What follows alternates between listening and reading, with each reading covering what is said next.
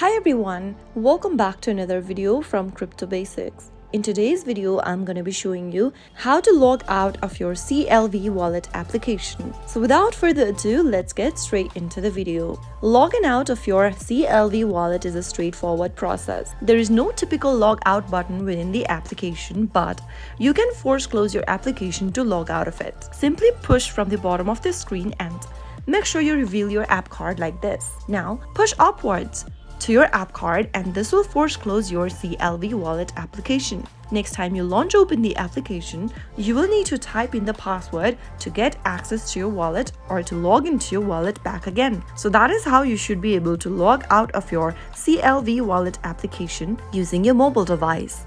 If you found the video to be helpful, go ahead and give us a thumbs up. Don't forget to subscribe to the channel by hitting the subscribe button.